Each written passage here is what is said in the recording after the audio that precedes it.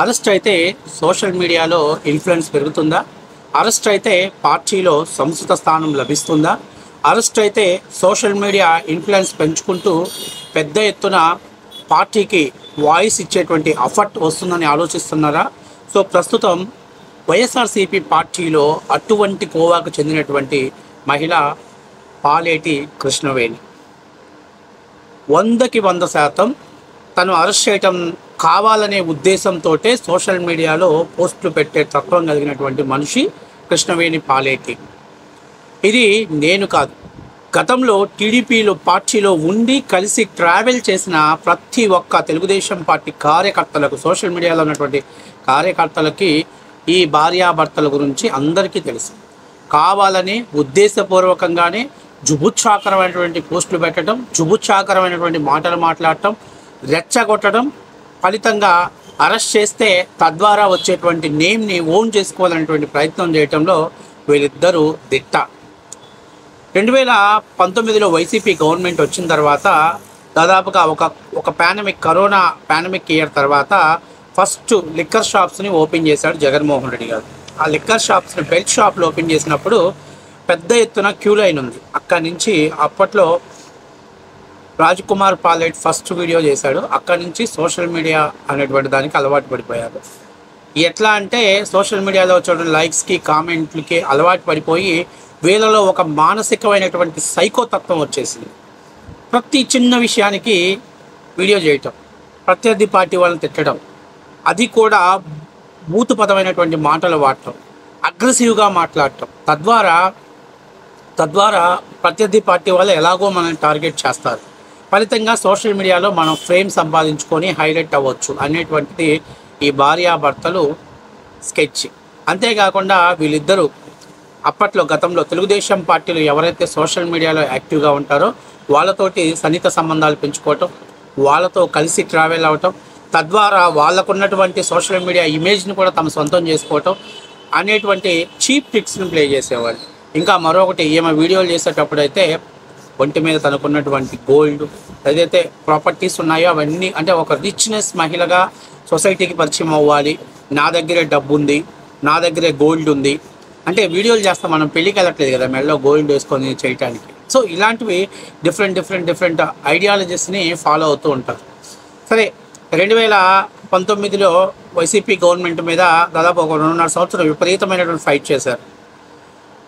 ఈ రాజ్కుమార్ పాలేట్ అనేటివాడు సోషల్ మీడియాలో ఎవరైతే యాక్టివ్గా ఉన్నారో వాళ్ళందరినీ మంగళగిరి నియోజకవర్గం కదా, అంటే లోకేష్ గారి నియోజకవర్గం కదా, మరింత యాక్టివ్గా ఉంటే సోషల్ మీడియాలో స్ట్రాంగ్ పోస్ట్ వస్తుందని చెప్పేసి కలలు కానీ ఎవరైతే యాక్టివ్గా ఉన్నారో వాళ్ళందరూ నెంబర్స్ కలెక్ట్ చేసుకొని వాళ్ళతోటి ఫ్రెండ్షిప్గా మూవ్ అవుతూనే అటు ఎవరైతే సోషల్ మీడియాని మెయింటైన్ చేయాలనుకునే వాళ్ళకి, అలాగే ఎవరైతే యాక్టివ్గా ఉన్నారో వాళ్ళ మధ్యలో ఒక వారధిలాగా కనెక్టివిటీ ఏర్పాటు చేసుకొని ఇక్కడి నుంచి నాకేదో పెద్ద పదవి వస్తుందని ఒక భారీ ఎక్స్పెక్టేషన్స్ పెట్టుకున్నారు.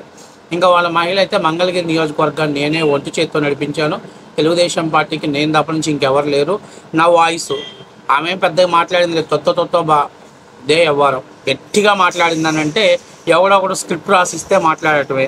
మీరు ఈ మధ్య ఇంటర్వ్యూలు కూడా చూశారు, ఏం లేదు, ఐ డ్రీమ్కి ఇచ్చినా ఎవరికి ఇచ్చినా కాపీ పేస్ట్ కంటెంట్ అంతే. ఆమెని స్క్రిప్ట్ లేకుండా మాట్లాడాలంటే నాకు తెలిసి ఒక వీడియోని ఒక 60-70 టేకులు పడే పరిస్థితి. సరే, ఏది ఏమైతేమి. సో మొత్తం మీద నేను మంగళగిరి నియోజకవర్గ మహిళా అధ్యక్షురాలుగాను ఏదో ఒకటి ఎక్స్పెక్ట్ చేశారు. అయితే వీళ్ళు అధిష్టానం దగ్గరికి రావటం, పార్టీ ఆఫీస్ దగ్గరగా ఉండటంతో పోవటం, అక్కడ ఉన్నటువంటి నాయకులతోటి, అలాగే కొంతమంది సోషల్ మీడియా ఇన్ఫ్లుయెన్సర్స్ని అక్కడ తీసుకెళ్ళి వీళ్ళందరినీ నేనే ట్రైన్ చేశానని చెప్పటం. అంటే ఏంటనంటే ప్రేమ్ కోసం. ఆ టైంలోనే వైఎస్ఆర్సీపీ పార్టీలో సోషల్ మీడియా అంటే జగన్మోహన్ రెడ్డి ఎవరైనా తిడుతుంటే అరెస్టుల పరంపరం సాగింది. ఆ అరెస్టుల పరంపరంలో ప్రతి చిన్న విషయాన్ని ఈ కృష్ణవేణి పాలేటి ప్రతి చిన్న విషయానికి కూడా అబ్యూజ్డ్, అలాగే బూతుపరమైనటువంటి మాటలు మాట్లాడేది. అంతేకాకుండా ప్రతి దానికి రియాక్ట్ అయ్యేటట్టు వీడియోలు చేస్తూ ఉండేది. ఏంటంటే ఎక్కడో చోట నన్ను అరెస్ట్ చేయకపోతారా, నేను సోషల్ మీడియాలో యాక్టివ్గా ఉన్నాను కదా, అరెస్ట్ చేయడం ద్వారా నేమ్ వస్తుంది, అదే లోకేష్ నియోజకవర్గం ఉన్నది కాబట్టి ఖచ్చితంగా నాకు మంగళగిరి నియోజకవర్గంలో గట్టి హైప్ వస్తుంది అనేటువంటి ప్లానింగ్ తోటి ఆమె ప్రతి చిన్న విషయానికి హైప్ అయ్యి తనకి సోషల్ మీడియా హైప్ కోసం ట్రై చేసేది. సో ఇప్పుడు నేను మీకు చిన్న వీడియో చూపిస్తా. ఇంకా ఇంతకంటే గతంలో చాలా బూతు కామెంట్లు పెట్టింది. గన్నేరు పప్పు అని, ముద్దపప్పు అని, జగన్మోహన్ రెడ్డి అనరా అని మాటలు తిట్టింది. దరిద్రం ఏంటంటే ఇవాళ జగన్మోహన్ రెడ్డిని పచ్చి బూతులు తిట్టిన వాళ్ళలో కృష్ణవేణి పాలేటి ఫస్ట్ ప్లేస్లో ఉంది. తర్వాత వాళ్ళ ఆయన 2వ ప్లేస్లో ఉన్నాడు. అంటే తిట్టడం అంటే బూతు కామెంట్ల పరంగా తిట్టడంలో వీళ్ళిద్దరూ, ఎందుకంటే వీళ్ళకి కావాల్సిందంటే అరెస్ట్ అవ్వాలి. అరెస్ట్ అవ్వటం ద్వారా సోషల్ మీడియాలో నేమ్ వస్తుంది, సోషల్ మీడియాలో హైప్ వస్తుంది, అట్లాగే పార్టీలో మంచి గుర్తింపు వస్తుంది అనే ఉద్దేశంతో వాళ్ళు బీభత్సమైనటువంటి కామెంట్స్ని, అసలు అభ్యంతరకరమైనటువంటిది ఏదైతే మన చేబ్రోలు కిరణ్ గురించి ఏమో సోషల్ మీడియాలో పెద్ద ఎత్తున పోస్టులు పెట్టిందో ఆ కామెంట్ మొట్టమొదటిసారిగా పెట్టింది రాజ్కుమార్ పాలేటి. సో విత్ డేట్తో సహా చెప్పారు, 2021 సంవత్సరంలో పెట్టాడు. అంటే ఇప్పుడు అవన్నీ మర్చిపోయింది. ఇవన్నీ నేను పెట్టాను, మా ఆయన పెట్టాడు పోస్టులు అని మర్చిపోయింది. ఇలా వైఎస్ఆర్సీపీ పార్టీలో చేరి నేను పెద్ద పతివతని, నాకు అసలు ఏం తెలియదు, జగన్మోహన్ రెడ్డికి హార్డ్ కోర్ ఫ్యాన్ని, జగన్మోహన్ రెడ్డి మీద ఎవరైనా రాయాలంటే ఫస్ట్ నేను, నా తర్వాత ఒకవేళ మిస్ అయిపోతే నా వెనకాల మా ఆయన ఉన్నాడు అనేటువంటి ఫీలింగ్స్ తోటి ఆమె ఓవర్ బిల్డప్ తోటి సోషల్ మీడియాలో హైప్ కోసం ట్రై చేస్తుంది. ముందు ఫేస్బుక్ నించుకుంది. ఫేస్బుక్లో ఆశించిన స్థాయిలో సక్సెస్ సాధించకపోవడంతో ఎప్పుడైతే తన పార్టీ మారి లోకేష్ టీం మీద మమ్మల్ని హరాస్ చేశారు, లేకపోతే ఇంకా కొన్ని అబ్యూజమైనటువంటి పదాలు వాడారో, అంటే ఆమెనంట ఎవరో లోకేష్ టీం అంతా టార్గెట్ చేసిందంట. ఇట్లాగా తనకు తానే సోషల్ మీడియాలో ఓవర్ బిల్డ్ చేసుకుంటూ పోవడం ద్వారా ట్విట్టర్ కొంచెం సక్సెస్ సాధించింది. అందులో ఇక చీటికి మాటికి రోజుకి 20 నుంచి 30 పోస్టులు. ఎవరెవరైనా ఏదైనా పోస్ట్ పెట్టాలంటే ఇలాంటి పోస్టులు పెడితే ఇబ్బందికరమైన పరిస్థితులు వస్తాయేమో అనుకునే వాళ్ళకు కూడా అలాంటి పోస్టులను అసలు ముందు వెనక ఆలోచించకుండా పోస్ట్ చేయటం, అవతల పార్టీ వాళ్ళని రెచ్చగొట్టేలా మాట్లాడటం. నారా బ్రాహ్మణి గారి గురించి మాట్లాడారు, నారా లోకేష్ గురించి మాట్లాడారు, చంద్రబాబు నాయుడు గురించి. చంద్రబాబు నాయుడు గారు అయితే బాబోరే, లోకేష్ని మంగళగిరి పప్పు, బ్రాహ్మణి గారి గురించి, భువనేశ్వరి గారి గురించి, ఇట్లా పవన్ కళ్యాణ్ గురించి ఇంకా చెప్పాల్సిన పనిలే. ఎక్కడ సోషల్ మీడియాలో తనకు హైప్ వస్తుందో, ఎక్కడ ప్రత్యర్థి పార్టీలను టార్గెట్ చేస్తే నాకు యూజ్ అవుతుందో అనేటువంటి విధంగా ఎన్నో జుబుచ్చాకరమైనటువంటి పోస్టులు గత 2.5 ఏళ్ళుగా విడిగా విశృంఖలంగా పోస్ట్ చేసేసింది. దీని భర్త కూడా అదే పని, వాడికి అదే పని. అయితే 2024లో కూటమి ప్రభుత్వం అధికారంలోకి వచ్చిన తర్వాత, కూటమి ప్రభుత్వం అధికారంలో రాకముందే ఈ పోటుగాడు మంగళగిరిలో ఒక ఛాలెంజ్ చేస్తే అక్కడికి వెళ్ళి తెలుగుదేశం పార్టీ శ్రేణులు దాడి చేయడం జరిగింది. ఇక కూటమి ప్రభుత్వం వచ్చిన తర్వాత సెకండ్ కోటింగ్ ఇచ్చారు. మీరు అనొచ్చు ఏమంటే రాజ్యాంగబద్ధంగా కొట్టకూడదు, కానీ వాళ్ళు మాట్లాడినటువంటి మాటలకు తెలుగుదేశం పార్టీ వాళ్ళు కాబట్టి జస్ట్ టచ్ చేసి వదిలేశారు. అప్పటికి జగన్కి సోషల్ మీడియా మీద ఇంత పట్టు హైప్ రాలా, అరెస్ట్ చేద్దాం, లోపలికి వేద్దాం, అప్పుడప్పుడే స్టార్ట్ అవుతున్నాయి పరంపరలు. ఆ టైంలో మమ్మల్ని అరెస్ట్ చేస్తారేమో, సోషల్ మీడియాగా హైప్ వస్తుందేమోనని జగన్మోహన్ రెడ్డి గారి మీద బూతుకరమైనటువంటి మాటలు పెట్టడం జరిగింది. మొగుడు పిల్లలు ఇద్దరూ మాట్లాడారు. అయితే ఆ తర్వాత ఒక 2.5 ఏళ్లలో ఎట్లాగో పార్టీ పూర్తిగా ఫిరాయించేశారు, వైసీపీలోకి వెళ్ళిపోవడం జరిగింది. ఇప్పుడు వెళ్ళిపోయిన తర్వాత తెలుగుదేశం పార్టీలో ఎలాగో ఉండి జగన్ మీద పోరాటం చేస్తే అరెస్ట్ చేయాల.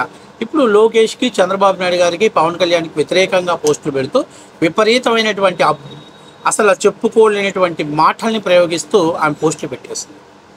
కేవలం తను అరెస్ట్ చేయాలి, అరెస్ట్ అయితే సోషల్ మీడియా ఇన్ఫ్లుయెన్స్ ద్వారా మనం ఏదో పార్టీలో ఒక పెద్ద పదవి రాబోతుంది అనేటువంటిది. ఆల్రెడీ ఇప్పుడు ఏదో వైఎస్ఆర్సీపీలో మహిళా రాష్ట్ర ఏదో కార్యవర్గం ఏదో పదవి ఇచ్చారు, రాష్ట్ర మహిళా అధ్యక్ష పదవి ఏదో ఒకటి ఇచ్చారు. సో మొత్తం మీద తర్వాత తన భర్త మీద దాడి జరిగింది, దాని బెనిఫిట్గా తనకి పదవి వచ్చేసింది. ఇక ఇక్కడ ఉంటే మనకి ఇబ్బందికరమైన పరిస్థితి అని చెప్పేసి మంగళగిరి చెక్కేసి హైదరాబాద్ వెళ్ళిపోయింది. అక్కడి నుంచి ఎక్స్ వేదికగా ఇక దాన్ని ఎక్స్గా మార్చాల, ట్రిపుల్-Xగా మార్చేసింది దాన్ని. అన్ని అబ్యూజ్ ఒక మహిళ అయి ఉండి సాటి మహిళల గురించి మాట్లాడేటప్పుడు ఎలా మాట్లాడాలి ఇంగిత జ్ఞానం కూడా లేకుండా అసభ్యకరమైనటువంటి పోస్టులని షేర్ చేస్తూ, పోస్టులు పెడుతూ తెలుగుదేశం పార్టీ శ్రేణులు రెచ్చగొడుతూ తద్వారా రాజకీయ లబ్ధి పొందాలి అనేటువంటిది ఒక కంకణంగా పెట్టుకుంది. సో ఇన్నాళ్ళకి కృష్ణవేణి పాలేటి కళ నిజమైంది. చంద్రబాబు ప్రభుత్వం వచ్చిన తర్వాత ఫస్ట్ టైం అరెస్ట్ చేశారు. దాక్షేపల్లి పోలీస్ స్టేషన్కి తీసుకురాబోతున్నారు. PT warrant, LB Nagar police station నుంచి పీటీ వారెంట్ ద్వారా తీసుకురాబోతున్నారు. సో ఇన్నాళ్ళు ఆమె కళ్ళగనింది, ఇప్పుడు నన్ను అరెస్ట్ చేశారు, ఇంకా సోషల్ మీడియాలో హైప్ వచ్చేసింది, రేపటి నుంచి చెలరేగిపోతా, ఇంకా నెక్స్ట్ జగన్మోహన్ రెడ్డి అధికారంలోకి రాగానే నాకు రాష్ట్ర మహిళా అధ్యక్ష ఇచ్చారు కాబట్టి మహిళా చైర్పర్సనో లేకపోతే ఇంకేదన్నా ఒక పదవి ఇస్తారు అంటే కేవలం తను పనిచేసేటప్పుడు 10% మాత్రమే వైఎస్ఆర్సీపీ పార్టీకి బెనిఫిట్ వస్తుంది, 90% తనకు బెనిఫిట్ రావడం కోసం ఆ కుటుంబం ట్రై చేస్తుంది.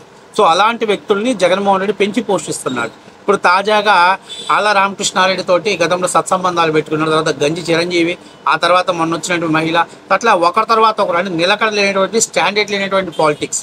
కేవలం తనని పొలిటికల్ హైప్ రావాలి. తెలుగుదేశం పార్టీలో కూడా అంతే, నేను చెమటలో దారబోస్తున్నా, నా మొగుడు బాడీలో నుంచి చెమటలన్నీ బయట పెడుతున్నాడు, మమ్మల్ని ఎందుకు రికగ్నైజ్ చేయట్లేదు, పార్టీ ఎందుకు మాకు గుర్తింపు ఇవ్వట్లేదు అనేటువంటి ధారణా స్వభావంతో వాళ్ళు ఉన్నారు. సో ఇప్పుడు అరెస్ట్ అయింది, ప్రేమ వచ్చేసింది, ఇక రేపటి నుంచి చూడండి వైఎస్ఆర్సీపీ పార్టీలో ఇక మహిళలు ఎవ్వరు లేరు. రాష్ట్ర మహిళా అధ్యక్ష పదవితో పాటు అధికార ప్రతినిధి, ఎందుకంటే శ్యామల లాంటి వాళ్ళు కూడా తొలగించేసి నాకు అధికార ప్రతినిధి కావాలని డిమాండ్ చేసినా చేస్తారు. ఎందుకంటే నన్ను అరెస్ట్ చేశారు, నన్ను జైల్లో పెట్టారు, మీ పార్టీ కోసం నేను పనిచేస్తే అరెస్ట్ చేశారు, జైల్లో పెట్టారు అంటే ఎమోషనల్ బ్లాక్మెయిల్ దిగటానికి ఫస్ట్ ప్లేస్లో ఉంటుంది. కాబట్టి కృష్ణవేణి పాలేటి అరెస్ట్ అనేది పెద్ద విశేషం కాదు. తను అరెస్ట్ కావాలని కోరుకుంది, అరెస్ట్ కోసమే పనిచేసింది. జగన్ ప్రభుత్వంలో కూడా తను అరెస్ట్ చేయాలనే ఉద్దేశంతో జగన్మోహన్ రెడ్డితోటి ఏకవచనంగా అసభ్యకరమైనటువంటి పదజాలాలు, అసభ్యకరమైనటువంటి మాటలు, బూతు పదాలను వాడింది, తన మొగుడు వాడారు. కాకపోతే అప్పట్లో ప్రభుత్వం పెద్దగా ఫోకస్ చేయాల. ఒక సంవత్సరాల తర్వాత ఆళ్ళ రామకృష్ణారెడ్డి గారితో డీల్ నడిచింది, అండర్గ్రౌండ్ డీల్ నడుస్తూ ఎవరెవరు తెలుగుదేశం పార్టీలో యాక్టివ్గా ఉన్నారు, వాళ్ళ పర్సనల్ లైఫ్స్ ఏంటి, ఇవన్నీ కూడా డేటా అంతా కూడా ఆళ్ళ రామకృష్ణారెడ్డికి పంపించేటువంటి కార్యక్రమం పెట్టుకోవడంతో అది రెడీగా దొరికిపోవటం, పార్టీ నుంచి సస్పెండ్ చేయడం, ఇక ఆ పార్టీలోకి వెళ్ళి పూర్తిగా వైసీపీ నాయకురాలుగా చలామణి అవడం జరిగింది. కాబట్టి ఈ గ్యాప్లో తన జగన్మోహన్ రెడ్డి పార్టీ నుంచి అరెస్ట్ అనేది రాలేదు. సో ఇప్పుడు అరెస్ట్ వచ్చింది కాబట్టి ఇక నుంచి తన్ని ఒక రేంజ్లో ఉంటుంది సోషల్ మీడియా అనేది. ఇప్పుడు దాకా వైసీపీ పార్టీ కోసం పనిచేసిన వాళ్ళందరినీ పక్కకు నెట్టేసి నాకు ఫస్ట్ ప్లేస్ కావాలి, అగ్రతాంబూలం కావాలని చెప్పేసి డిమాండ్లు కూడా చేసే పరిస్థితి ఉంటుంది. ఏది ఏమైనా క్లియర్గా కనపడుద్ది. రేపు వైసీపీ నాయకులే కృష్ణవేణి పాలేటి మీద వ్యతిరేకమైనటువంటి పోస్టులు పెడతారు. కావాలంటే చూడండి, ఖచ్చితంగా జగన్మోహన్ రెడ్డిని అలాగే భారతిరెడ్డి గారిని పండా బూతులు తిట్టింది రాజకుమార్ పాలేటి, ఈ కృష్ణవేణి పాలేటి. ఈ పాలేరు గాళ్ళిద్దరూ ఇలా వైసీపీ కండవ కప్పుకొని చంద్రబాబు నాయుడు గారు జగన్మోహన్ రెడ్డి మెప్పు కోసం, వైసీపీ పార్టీ నాయకుల యొక్క అనుగ్రహం కోసం చంద్రబాబు నాయుడు గారిని, లోకేష్ గారిని, బ్రాహ్మణి గారిని, భువనేశ్వరి గారిని బండా బూతులు తిట్టిన మాట వాస్తవం. కేవలం వీళ్ళకుండా 10% పార్టీకి బెనిఫిట్ అయితే 90% వాళ్ళ ఓన్ ఇమేజ్ కోసం వాళ్ళు ప్రయత్నిస్తారు అనేది 100% నిజం.